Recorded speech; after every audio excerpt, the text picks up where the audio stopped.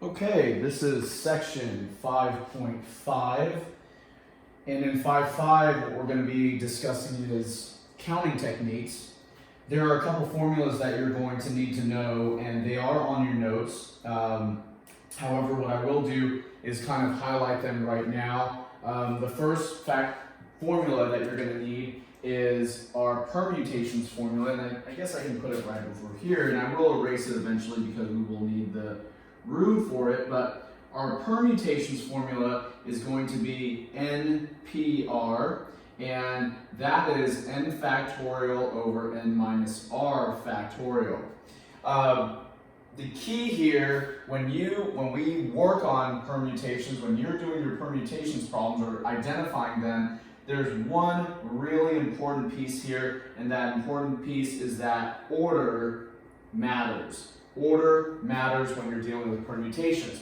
In contrast to that, when we're dealing with combinations, which is the other formula in your notes, when you're dealing with combinations, which has a formula of NCR and calculated as n factorial over n minus r factorial, if you have no idea what this is yet, that's totally fine.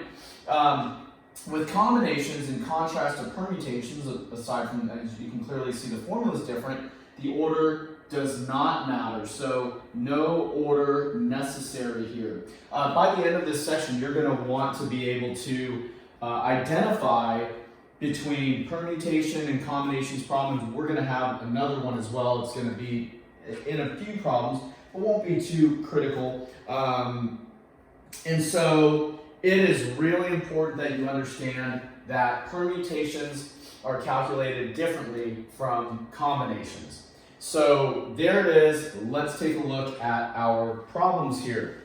Even if you don't know yet what permutations are and combinations are, what you can do is at least know the information that I've given you, and we'll work through this and get through these problems. Okay, so let's take a look at problem number 1. It says a blank is an ordered arrangement of R objects. You can see the letter R there.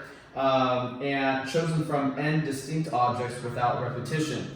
If you were to kind of look at this in general, if we had a group of items, n items, and we were to take R groups at a time, in this case it'd be 1, 2, 3 from our 1, 2, 3, 4, 5, 6, 7, 8, 9 items. So we have n of 9, there are 9 items here, and we're taking 3 at a time. That would be kind of what they're discussing here. So we have an ordered arrangement of R objects chosen from n distinct objects. So we're taking 3 from the 9. With that said, what is the key word here that tells you that this is a specific either combination or permutation? Well, the key word here is ordered arrangement. That ordered arrangement is what tells you that you're dealing with a permutations problem. So this is where you would select permutations, and there you go. Okay, so let's take a look at the next problem.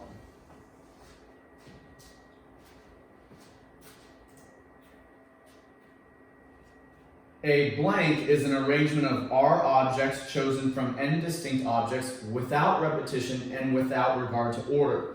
Now, the most important thing here is that notice what I used as the differentiator between permutations and combinations. Permutations, order. Combinations, no order. You could take 3 things from 9, 3 things from 9. You could do the same thing in both, but if one says the order of the 3 things that you're taking matters, you're going to calculate it using the permutations formula. In contrast to that, if they say no order matters and you're taking 3 things from 9 things, or whatever it happens to be, then you know you're going to execute and calculate the number of options you can create using the combinations formula. And so clearly here, because they say without regard to order, without regard to order immediately tells you that you're dealing with a combinations problem. Okay? All right, there you go.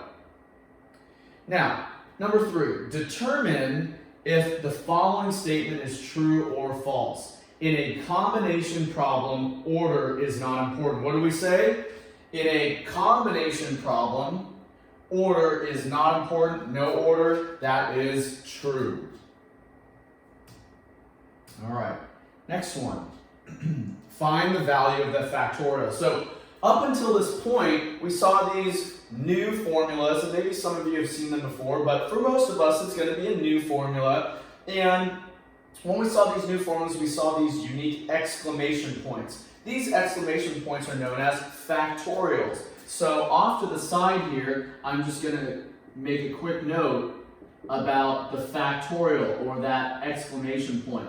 Let's understand what is going on with a factorial. So if I had, say, n factorial, it could be any number. In this case, n is 5. In your problem, it could be something else. But let's say that I have 5 factorial, which I'm going to do over here.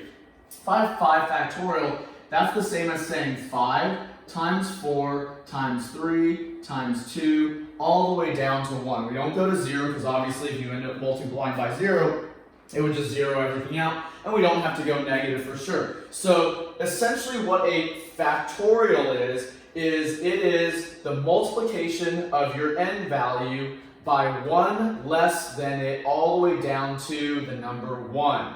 So in this case, if we wanted to calculate 5 factorial, then we would take 5 times 4 times 3 times 2 times 1, and so you can multiply that out. 5 times 4 is 20, times 3 is 60, times 2 is 120, times 1 is, again, 120. So that would be our answer. Now, you can do that by hand, or you can use your scientific calculator to do that for you. And so I pulled up a scientific calculator here because I don't really have an easy access to show you a calculator. But your calculator is going to look very similar, though your buttons may be in different places. Now, I do want to point out that you have an option. You can use this web calculator. You can take a look at the address right here, right on top here. If you want to utilize this for yourself, you certainly can. Or, of course, you can use your own personal calculator. Now, because I'm not really here in class face-to-face to help you with your calculator, you may need to, say, go to YouTube and type in your calculator's model to find out what you need to, how you can find these buttons on it, or a simple Google search will typically show you how to find the buttons specifically. So every calculator is just a tad bit different, and so of course you can always email me if you have specific questions, and I can try to help you as well. But a simple Google search with your calculator's model number and what function you were looking for. So let's say that you had a TI-36 and you can't find the factorial button.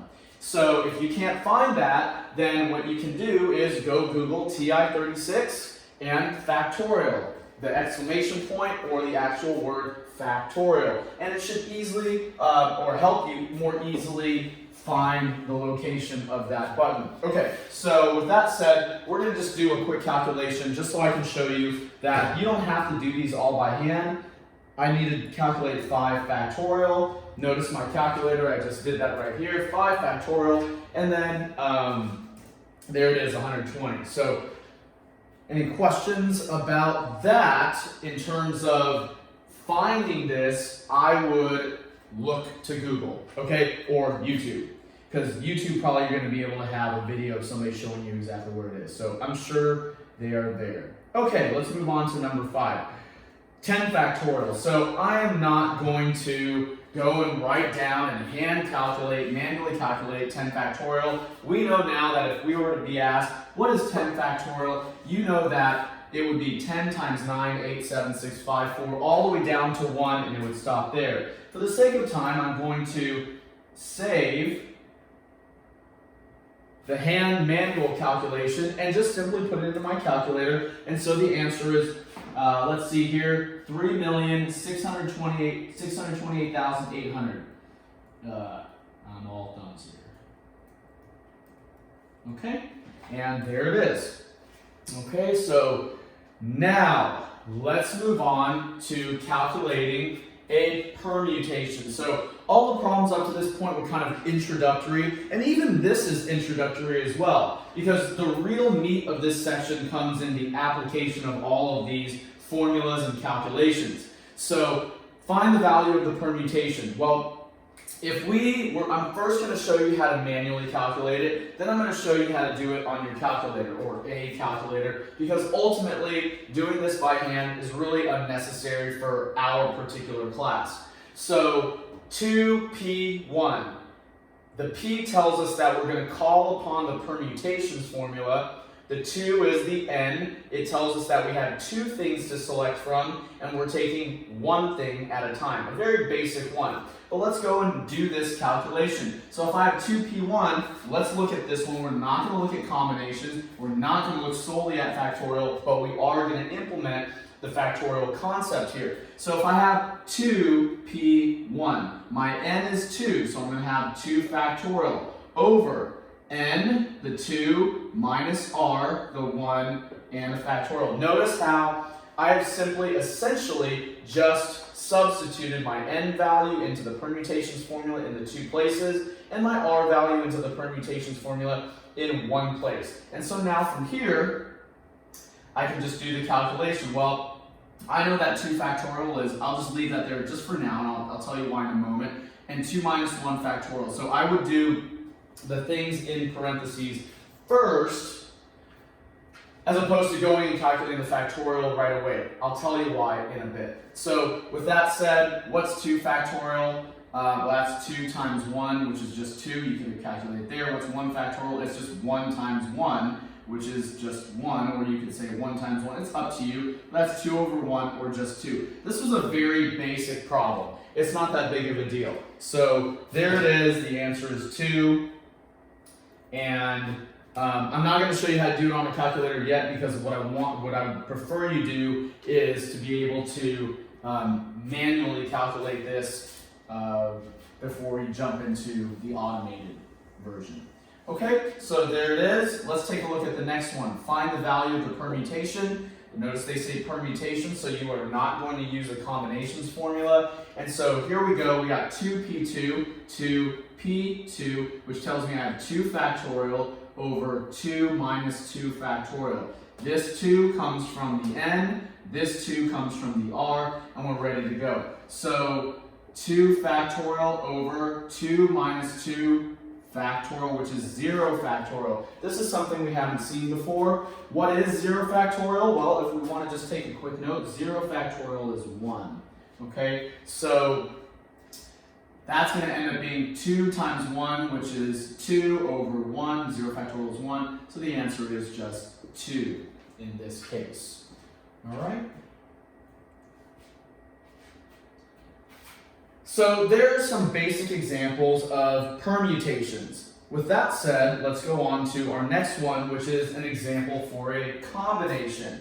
And when we're doing these, it's very important that you first learn the basics of how to do them. Then we'll, of course, go to how to run them on a calculator. So you at least know what's going on. Of course, I'm not going to expect you to do this, and I certainly can't hold you accountable to only doing it by hand. And frankly, when they get large, there is no point to do it by hand. Let's take a look at combinations. 6C4. So the C, of course, tells me I'm no longer dealing with permutations. I'm focused on the combinations formula. And the combinations formula is slightly different. Let's take a look at what's going on here. The top, the numerator, is the same. N factorial. So I've got that. Same thing as we've done before. And so my problem is a 6 for n. Yours might be different. But mine, n factorial, 6 factorial. Now, the bottom is the exact same as for permutations. N minus r factorial. So notice everything is the same so far as when compared to permutations. However, we have this extra little piece here, which is the r factorial. So you're going to have another r thrown in there, factorial. Okay, so notice the difference here. Looks really similar, very similar to the permutations formula, with an addition of an r factorial in the denominator being multiplied by the n minus r factorial. Okay, so let's go clean things up. This is 6 factorial over 2 factorial, 4 factorial. All right, so this is where I want you to just at least know or have seen the shortcut. Of course, I'm not going to expect you guys to manually calculate this, but it's very important in the event that you have an error that you are able to maybe backtrack and do it by hand. Sometimes calculators will error out depending on how large the problem is. So let's take a look here. What's the shortcut? Well, I do want to point out that, recall that 6 factorial is 6 times 5 times 4 times 3 times 2 times 1. I think we all agree on that. That's no problem at this point. 2 factorial is 2 times 1. 4 factorial is 4 times 3 times 2 times 1. So what I've done there is expanded the factorials that we saw here after simplification, and I want to show this because if you are a little bit more keen on what's going on, you can potentially, if you for whatever reason didn't have a calculator, you could calculate something like this with a little more ease. Notice, what is overlapping between the numerator and the denominator? Well, we could do 2, 1 with the 2, 1, 2, 1 with the 2, 1, or we could cancel 4 with 4, 3 with 3, 2 with 2, and of course 1 with 1. But you can only do 1 to 1. You can't do this 2, 1 along with that. You guys know that from your experience with algebra. So what has this done? Well, this makes your lives a little bit easier. Because if you were to hand calculate this, now with a little cancellation, we have an easier problem to work with. And of course, 6 times 5 is 30, 2 times 1 is 2, and so our answer would be 15. And so there it is. 15 is the result of 6C4. Okay? So in other words, if I have 6 things to choose from, I'm taking 4 at a time, and the order of the 4 that I'm taking does not matter. I can make 15 groups of 4 where the order doesn't matter out of the 6. And that's the bigger picture. Now, with that said, what I want to do is show you how to do a problem where we don't necessarily have to do it by hand. So notice 50C3. Look at 6C4 and the kind of work that went into that. And so if we have something like 50C3, it just simply is not efficient if we have the resources to calculate that by hand. So with that said, I have a little calculator over here. I don't believe my scientific one online here gives me the option for that.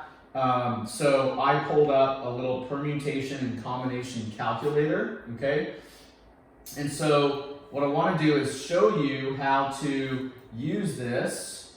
And let me see, let me make sure. Okay, perfect. So if you want to find this, you can kind of, all you got to do is look up permutation and combination calculator and go find the link. It might be the 3rd or 4th one that's off of calculator.net. So permutation and combination calculator, it's the one off of calculator.net. You can find it. This does a great job. With that said, what it does is it will calculate the permutations and combinations for any given n numbers of elements in a set and r amount of things that you're creating in your subset. This is fantastic. Let's take a look at our problem here. So we have 50 elements to choose from, and we're taking 3 at a time. Again, come back to my problem over here. I've got 50 elements, n is 50, 50 elements to choose from total in the set. And then I'm taking 3 elements out at a time in a subset where the order does not matter. So notice how what this does for you is it actually calculates both at the same time. But you need to be really, really careful to know which one you need to calculate. Now, let's say that you don't want to use the calculator.net one. You want to use your calculator. Well, it's real simple. Just like I said before, look up your calculator model on Google or YouTube. Type in what you're looking for on that calculator, the function you're looking for. In this case, you would be looking for permutations and combinations. And then Most calculators should have something like that. It will be typically in the stat area on your calculator. Okay, so which answer should I submit? Should I submit the 117,600? Or should I submit the 19,600? Well, because my question is in combinations, this would be the correct answer. So there are 19,600 ways that I can create groups of 3 from a total number of 50 elements where the order of my groups of 3 does not matter. All of that language is very important for you to know, because if you're not differentiating between permutations and combinations now, you're going to have a little bit of a tough time later when we get to some tougher problems. Okay, there you go. All right, let's take a look at number 10. So it says, list all the permutations of 3 objects A, B, C, taken 2 at a time without repetition. What is 3P2? So what I'm going to do here is I am going to work through this problem in a way where you're going to be able to see the difference between permutations and combinations. Now, of course, they've clearly told you that you're working through permutations here. They've told you that you have A, B, and C to work with, but you're only taking 2 at a time. So you're taking permutations of 2 at a time from a group of 3, hence why they say 3P2. So we have 3 elements to choose from. We're taking 2 of them at a time, and we care about the order. We care about the order in which they occur. Well, let's take a look at this problem. So if I have A, B, and C elements, let's go 2 at a time. Here's my first one, A, B. Because the order makes a difference, that means I can also have BA as a unique element or pairing. Then I could have A and C. I could also have, because order makes a difference in this problem, C and A. I've exhausted all of my options of A with B and A with C and the orders. Now, let's move on to the next one. B with what? B and C. Because the order makes a difference, I can switch them around and give myself another option of C with B.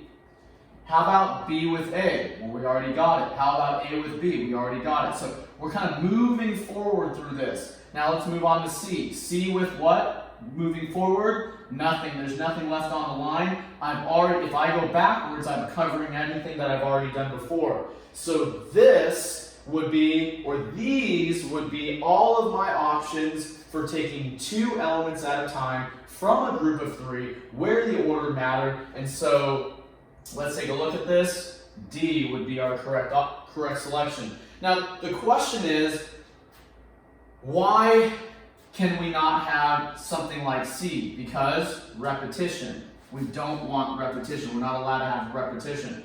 Why can't we have something like B? Because B is taking 1 at a time.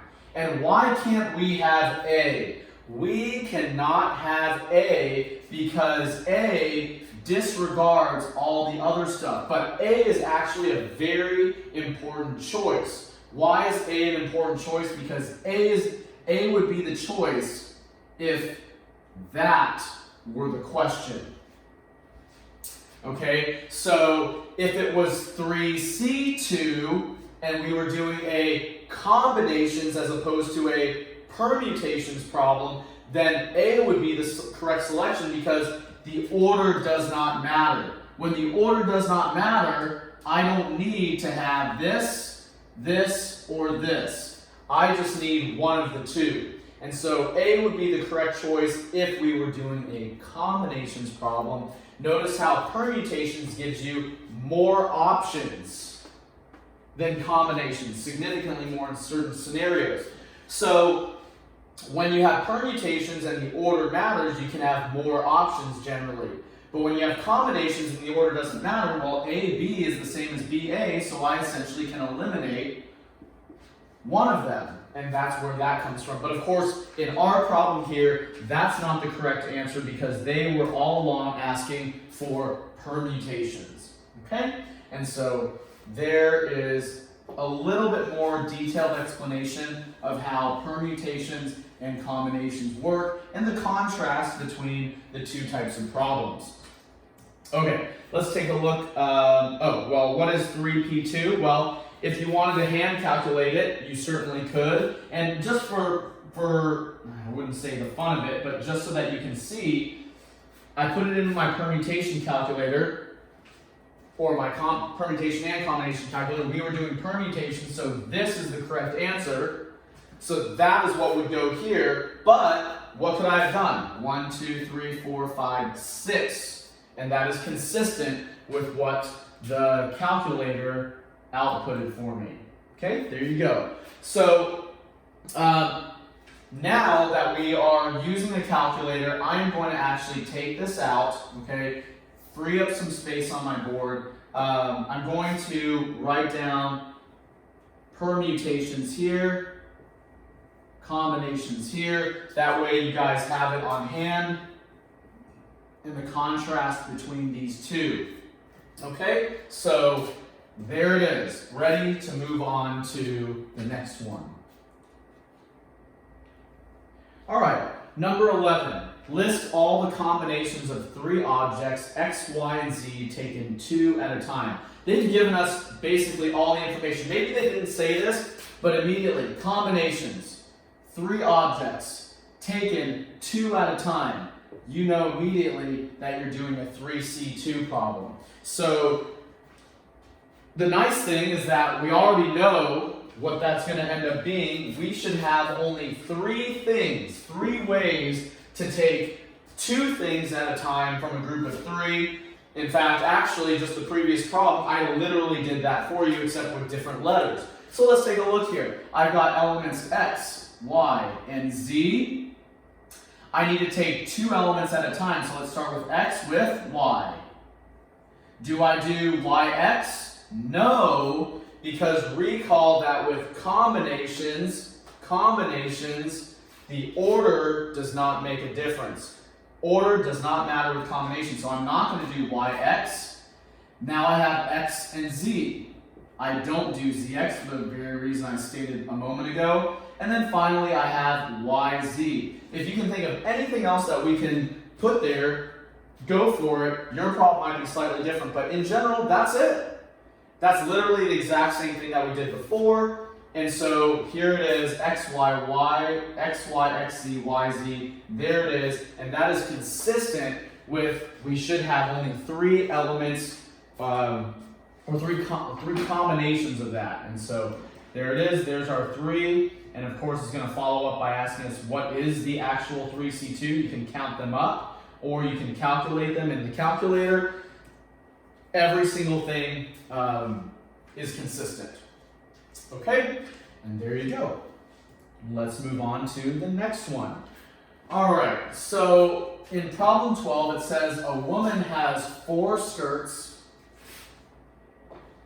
and 3 blouses. Assuming that they all match, how many different skirt and blouse combinations can she wear? Now, the thing about this problem that can be a little bit confusing is that even though they said combinations here, it's actually a very, very straightforward problem. And what they've done here is they've essentially given you they've given you a category, skirts,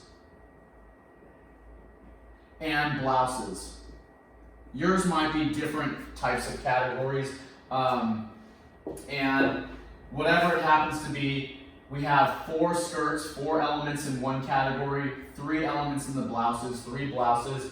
And when you have that, and they simply, the whole assuming that they all match is just kind of like a disclaimer for people that want to match their clothing. This is really irrelevant in this problem. How many different skirt and blouse combinations can she wear? This is a very straightforward problem. All you have to do is actually just multiply your options together.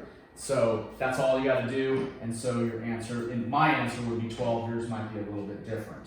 Okay? All right. Okay, let's take a look at number 13 here. So on 13, it says a salesperson must travel to 10 cities to promote a new marketing campaign. How many different trips are possible if any route between the cities is possible? Now, this is not a permutation or combination problem. This is not a permutation or combination problem. Let me write this over here so that it's a little cleaner so you can see. This isn't one of those because the reality is we're not taking a certain number of cities out of the 10. So we have 10 cities to choose from to go to market to, but we're not going 2 cities at a time, 3 cities at a time, 5 cities at a time, 8 cities at a time, 9 cities at a time. We're not doing any of those things. Essentially what we're doing is we're simply going from one city to the next, to the next, to the next, to the next. In other words, we are simply doing a basic factorial on this problem. So this is really as straightforward as doing a factorial. And so I have 10 cities, so I have 10 factorial ways of traveling to all these cities. So in other words, like if I have a route and I need to go 1, 2, if I need to cover 10 cities,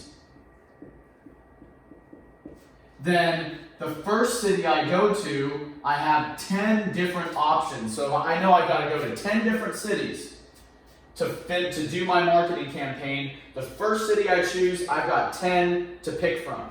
But after I visited that city, promoted the marketing campaign there, and I go to the next city, I only have 9 to choose from.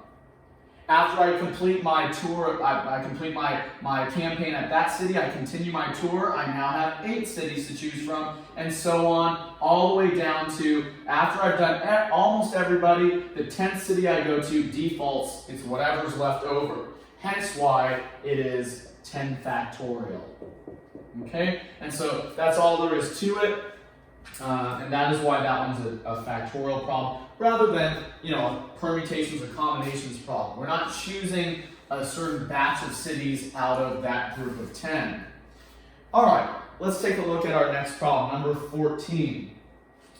Companies whose stocks are listed in a stock exchange have their company name represented by either 3, 4, or 5 letters. Repetition of letters is allowed. Okay. What is the maximum number of companies that can be listed on the stock exchange?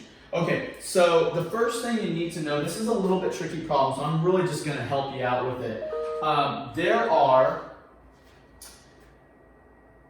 First you got to know how many letters there are in an alphabet. So this is a very important piece here. Well, there are 26 letters in the alphabet. Now, we have companies whose names can be represented or shortened or have a stock exchange symbol with 3, 4, or 5. That's not the greatest pictorial, but you get the idea, okay? So we get our 26 from the number of letters that we have to choose from. Now,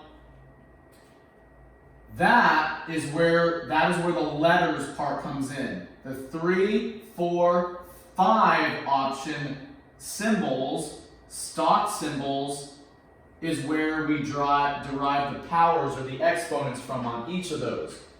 Now, because one company's symbol is independent of another's, then we simply will add together whatever the result of 26 to the power of 3 for the 3-letter symboled companies to the 26 to the power of 4, whatever the 4-letter symbol companies are, and 26 to the power of 5, whatever the 5-letter symbol companies are. Okay, so that is how we would do this problem. And so let's come over here. I'm going to show you how to do it on this one. So I'm going to do 26 to the power of 3 plus 26 to the power of 4 plus 26 to the power of 5. So notice how what I did there is this right here represents all the letters and taking 3 at a time. All the letters, 4. All the letters, 5. And so there it is. Now, the reason why it's to the power of 5 and we don't have to worry about any kind of combination permutation here is because they allowed repetition. If they didn't allow repetition, that would change things a little bit and that would make the problem a little bit harder. So there it is. That's the answer. And we have 1, 2, 3, 5, 5, 9, 2, 8. Or 12,355,928 ways that we can, or different symbols that we could have in our stock market. All right, there you go. All right, on to number 15. Outside a home, there is a 5-key keypad numbered 1 through 5. The correct 4-digit code will open the garage door. The numbers can be repeated in the code. All right, so let's take a look here. What we have here is we have a keypad, and our code is a very important piece here. So we have a 4-digit code. This is probably one of the most important pieces that you need to note. Your problem might be a little bit different. You might have a 6-digit code or a 5-digit code or a 3-digit code, whatever it is. Mine happens to be a 4-digit code, so I'm going to set up 4 spaces. Okay? The next thing that you need to note is what kind of a keypad you have. So mine is a 5-key keypad. Yours might be a 4-key or 8-key or 6-key, whatever it happens to be. However many keys you have on your keypad, that, of course, this connects with that goes in these spaces. Now, why isn't it a factorial? Because the numbers can be repeated. We're not going to go 5, 4, 3, 2, or whatever it happens to be like our tour, like our marketing campaign. It's not quite the same. So, with that said, that is my setup. Yours might be different depending on the code, length, the keypad size. That's going to make a difference. So whatever 5 to the 4th is for me, that's going to be my answer. And so 5 to the power of 4, I should know that off the top of my head, 625. There you go. All right, 625. Okay, and there it is. Okay. The probability that the correct code is given on the first try, assuming that the owner doesn't remember, is, well, there's only one correct code. Think about it. Out of these 625 ways that we can type in the code, out of the 625 ways that we can type in, or for my problem, the 4-digit code using a 5-key keypad, there's only one that's going to open up that garage door. So your probability, since they asked you for a fraction, if they asked you for a decimal, it would have been, you just actually would have to calculate it. Your probability would be 1 out of whatever your total number of possible codes is. So because mine is 625 possible codes, there's only one that's going to open up the garage. Okay? And so 1 out of the 625, just like winning the lottery. There's only going to be one winning lottery ticket. There's only going to be one winning code or correct code. Okay? And there it is. All right, let's move on to number 16. All right, so finally, we've kind of gotten to, and if you recall at the very beginning of the class, I said that you would have to be able to differentiate between the NPR permutation, NCR combinations, and you're going to have to look for key words and phrases and situations that are going to prompt that. We've basically seen everything now, so at this point, we're going to kind of try our very best to, number one, identify what type of problem that we're dealing with, combination or permutation, and then number two, do the basic calculation. Not a big deal. Suppose we have 27 cars at a start, 27 cars start at a car race. In how many ways can the top 3 cars finish the race? So, first and foremost, you want to ask yourself, am I dealing with a permutation or a combination? Well, when you're dealing with a race, that should immediately tell you that you're dealing with one of these two things. The other thing that could be an indicator is the top 3. All these things are tied together. All these things drive you to one single conclusion. That one conclusion should be whether that implies order or does not imply order. And of course, when you have top 3 finishes, that means you have an order involved. This is a permutations problem. This is a permutations problem because the order makes a difference in which the cars finish the race. And so now it's a matter of filling in the n value, 27, the r value, 3. Because, and here's a quick note, obviously your n value is always going to be larger than your r value. If you're taking subsets or smaller groups out of the larger group, it's always got to be equal to, the sets have to be equal to or less than your given total amount. So now at this point, I'm not going to calculate this by hand. I already showed you how to do that. Let's go over to our permutation calculator. Let's put this in and get our answer. This is the easy part.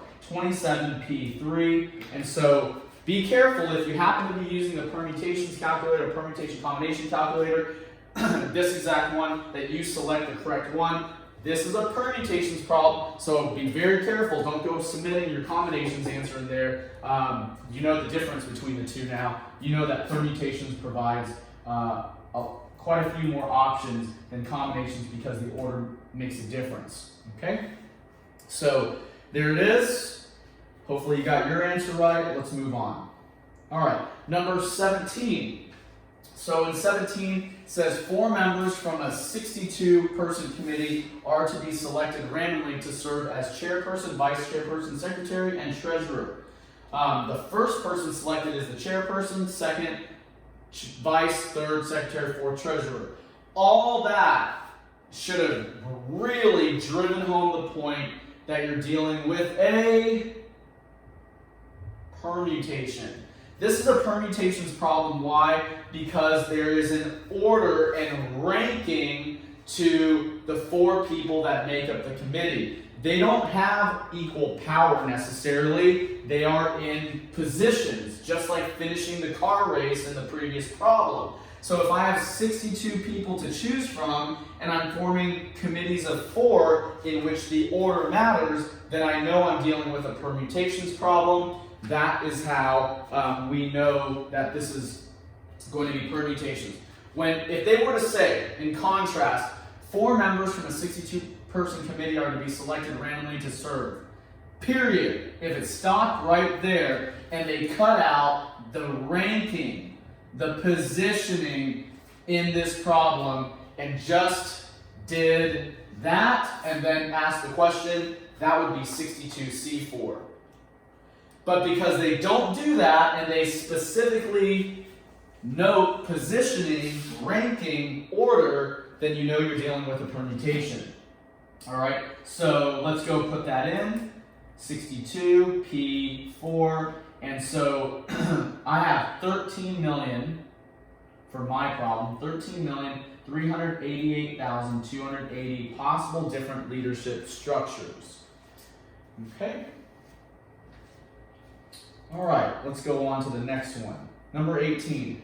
A lottery exists where balls numbered 1 to 15 are placed in an urn. To win, you must match the 5 balls chosen in the correct order. How many possible outcomes are there in this game? Well, that's really clear. They couldn't have done a better job to tell you what kind of problem this is. Obviously, they said order. Order tells you permutations. They give you 15 balls to choose from, and you're taking, let's see here, 5 at a time. There's the problem set up for you, and you can go and calculate that out. Really straightforward.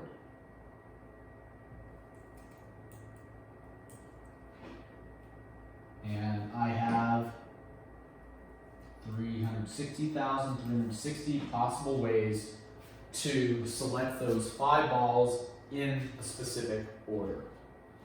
Okay, and there it is. Let's go on to the next one. And we get to number 19. It says, how many different random samples of size 5 can be obtained from a population whose size is 34? Now, do they mention anything about order? Do they mention anything about ranking? Do they mention anything about position? They don't. Since they don't do that, you know that you're dealing with a combinations type problem.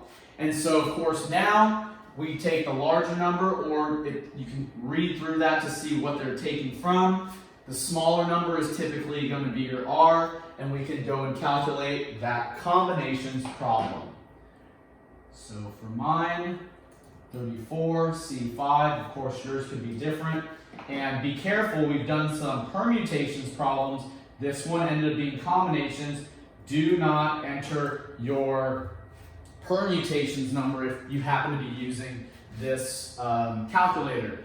I knew it was a combinations problem. I need to use the combinations answer for my 34C5, or my 5 things taken out of 34, where the order does not make a difference. Okay, number 20.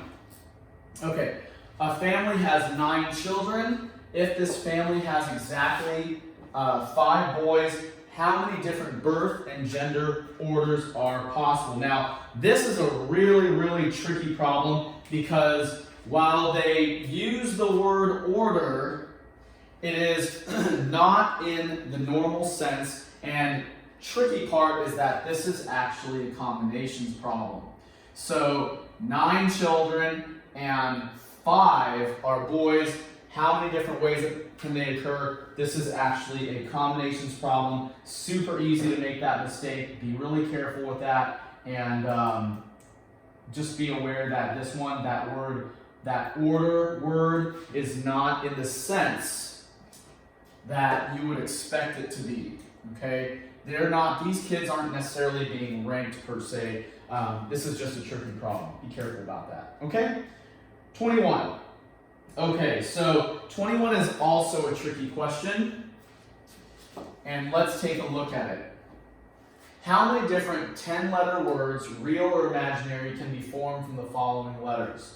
So let's just first count up the letters. 1, 2, 3, 4, 5, 6, 7, 8, 9, 10. Okay, we got 10 letters. So we're going to form 10-letter words. It doesn't matter. They don't have to make anything. Basically, they're asking you, what are all possible ways you can rearrange these letters? Now, the thing is that you need to know, which makes this problem difficult, that most people aren't going to see, and so I'm just going to help you out with it, is that first and foremost, you're going to kind of treat this like an NCR problem, okay? And so, first things first is, how many different letters do you have to choose from? So, yours might be different. Maybe it's 6, 7, 8, 9, 4, 3-letter words. So that right there is going to be your numerator, okay? So when you're doing your problem, be aware that the very first thing that you put in your numerator is going to be the size, or the size of your word that you're going to form. In my case, 10-letter words, so 10 factorial. Now, what goes in the denominator? So in the denominator, you need to account for repeats. What do I mean by repeats? Let's take a look here. So these are the letters that I have to select from. Anything that is repeated needs to be accounted for down here. So let's just take a look here. Z, is it repeated? No. C, is it repeated? It is. The letter C is repeated. What else is repeated? H, no. G, no. S, no. U, yes. The letter U is repeated. C, I saw. K, not. P, not. U. Okay, so I have 2 letters that repeat. You might have more than that. You may have 3 or 4 letters that repeat. Now, once you've noted the repeats, afterwards you need to count up how many times they repeat. So my letter C repeated 2 times, factorial. My letter U repeated 2 times as well. Yours might be different. 2 repeats of U, factorial. That was not the best marking on U, so let me correct that. And let me just double check. P, no. K, no. S, no. G, no. H, no. Z. Okay, so there it is. You may have a different number of repeats. You may have 3 repeats of C or whatever it is happens. Just make sure you notate that. With that said, from here, you can calculate this. There's several ways that you can do it. You can do it manually, or you can get in your calculator and do it. Let's go do it in our calculator. Let's see if we can get the right answer here. So if I look at my problem, what I have is I have 10 factorial divided by, and I'm going to open up parentheses, 2 factorial times another 2 factorial, close parentheses. Let's see if this works. And they give me that as the answer. So hopefully that's the correct one, 907, 200, who knows? Yep, it works, okay? So that's how I did it. You can do it the same. Notice the usage of parentheses. Why did I put parentheses here? Because I wanted to make sure that the 10 factorial was separate from what was going on in the denominator. I did all the denominator stuff together. I also made sure that I noted the multiplication between the 2 factorials, okay? And you might have another one. If you have multiple repeats, you would have to just list them out. Of course, your numbers might be a little different, okay? There it is. Let's move on to number 22. All right. In a certain lottery, an urn contains balls numbered 1 through 30. From this urn, 5 balls are chosen randomly without replacement. For a $1 bet, a player chooses one set of 5 numbers. To win, all 5 numbers must match those chosen from the urn. The order in which the balls are selected does not matter. Order does not matter. Order does not matter. And in this case, yes, that is a very, very important line here. The order in which they are pulled does not matter. So we know we're dealing with a combinations problem. We know we're taking, or we have 30 balls to select from. We know we're taking 5 at a time. And so now, what is the probability of winning? Well, first and foremost, you need to calculate 30C5. So let's go and calculate 30C5. Okay? So come over here, 30C5. Make sure you select the correct one. 30C5 is that. Don't select the permutations one that's going to set you up incorrectly. So what does that end up being? Well, that ends up being, for me, 142,506. Now, once you've done that, the majority of your work is completed, but you're not done because they asked you for the probability of winning. Now I'm going to bring you back to the problem with the garage door, and recall that with the garage door, we had one way to open that garage out of all the combinations that we could have entered. One way. So the probability of winning is one way out of the 142,506. Now, they don't want a fraction like they wanted in that other problem. What they want is scientific notation. So in order to do scientific notation, you're going to have to come over here and you'll do 1 divided by whatever your value is. Mine happened to be 142,506. So I did 1 divided by 142,506. Right there it is. And so this answer right here is your scientific notation that they're looking for. Now, let me help you answer this. use the multiplication symbol in the math palette as needed, round to the nearest hundredth that's needed. Take a look at how I enter that. My answer is going to be 7.02. Now, I'm going to erase this here so that it can be a little more clear, so you don't have lines running everywhere. Where did I get 7.02? Because they asked you to round to the nearest hundredth. Round to the nearest hundredth. So this is the first part of my answer. 7 bumps the 1 to a 2. Some of you don't remember scientific notation. For those of you who do, it's not a big deal. But there it is. That's how I got 7.02. Then their note about use the multiplication symbol in the math palette is referring to this right down here. Okay? So you're going to then select that X in the bottom left there to note that it's multiplication. And then you're going to type in the number 10 because scientific notation is always in bases of 10. That 10 is like this right here, that E, and then whatever your exponent is going to be that part next to the E. Mine is a -6. So this right here tells me the exponent on there. And so my scientific notation for that is 7.02 times 10 to the -6. And there it is. Okay? 23 is going to be the last problem I'm going to do with you. 24 is for you to do all by yourself. So let's go knock out 23. Here we go.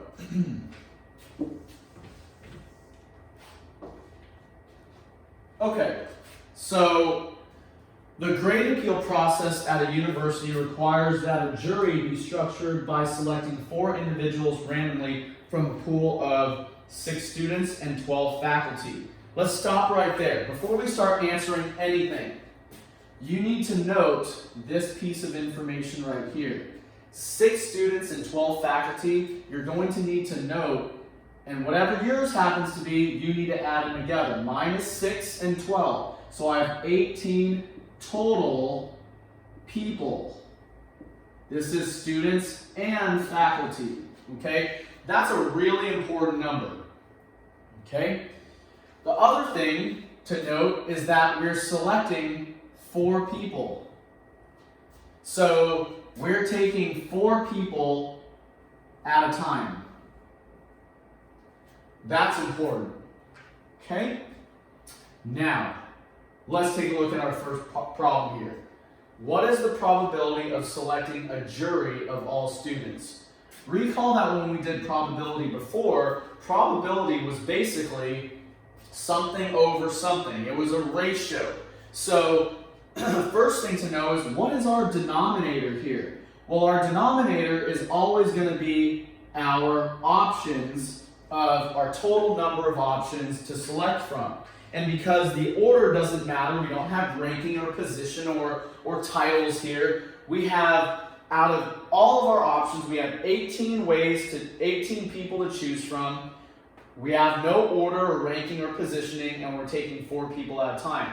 18C4, and we might as well just go ahead and calculate that, because I want to drive home that point, and yours, of course, is going to be different, is 3,060. So I have 3,060 ways that I can pick 4 people from 18. Where did I get 18? Because my problem, I have 6 students and 12 faculty. Yours could be different, and your 4 could be different. You could be taking 5 people at a time. Okay? So, let me take this out so it doesn't get in the way. Now you know. Okay? So, I have 3,060 ways I can take or make groups of 4 people from 18 where the order does not make a difference. Now, to answer this specific part A, so what's the probability of selecting a jury of all students? That part is going to be what drives your numerator. Okay? All students. Well, first and foremost, how many students do I have to select from? There are 6. There are 6 students. So that means I have 6 students to choose from, and I'm taking 4 to make my group. Because what my goal is to get all 4 in my problem of that I select to be all students. So I gotta know how many students I'm selecting from and how many ways I can take or create groups of 4 students from the 6. And so there you go. Let's take a look there. And so I've got 6C4. And so what we're going to do here is we're going to run the calculation. 6C4 is 15. And then we're going to do the division of that. So the division, of course, is going to be our answer. And so 15 divided by 3,060, as you can clearly see here, there's our answer. And so we're going to submit that in here. Pay close attention. This is the first time we see that we have to round to 5 decimal places. So be really careful about that. The answer, well, let's type that in the correct spot, would be 0.00490. Pay attention to your decimal places here. So whether you're using this calculator or your own, for mine, you've got 0.00490. There's 5 decimal places. There's 5 decimal places. And that's the correct answer. Let's move on to part B. So part B asks a slightly different question. What is the probability of selecting a jury of all faculty? So as you can see here in this problem, your denominator should still be the same. Your denominator should be identical to the previous problem, 18C4. Why? Because it's still the same total amount of people, possible ways that you can select 4 people from 18. However, your numerator is going to change because you want all faculty this time. All faculty. So you're still going to be dividing by 3,060. However, the numerator is going to change. Let's take a look. First, we got to know how many faculty do we have. I've got 12. Yours might be different. So 12C4. Why is it 4? Because we're still selecting 4 people to create our group or our jury. So I'm going to come over here back to my permutations calculator. And I'm now going to calculate 12C4. And again, be really careful. You want to make sure that you select the correct option. Mine is 495.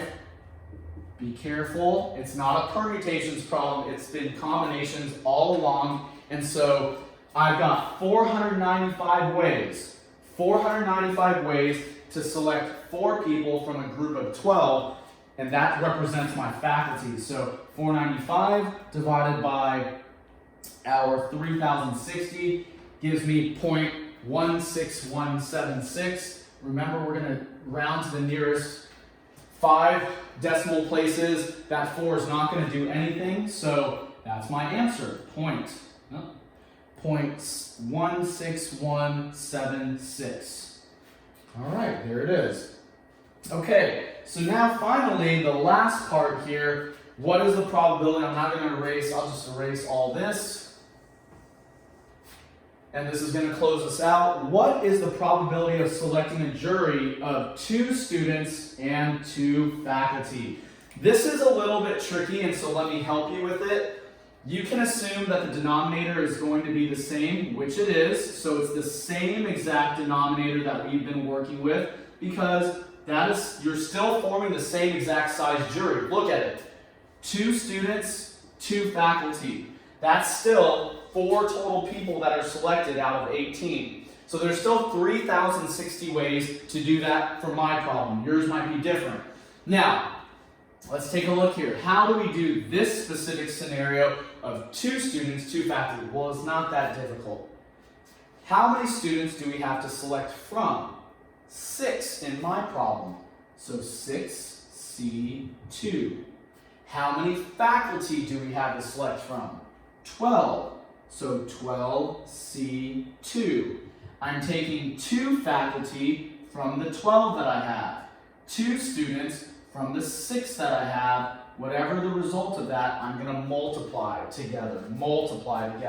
So let's take a look here. 6C2, 12C2. I got to calculate each of those individually. So 6C2, that is 15. So 15, see that? So 15 is the result for the students. 12C2 for my faculty. 12C2, and so that's going to be 66 ways that I can do that. 66 ways, yes.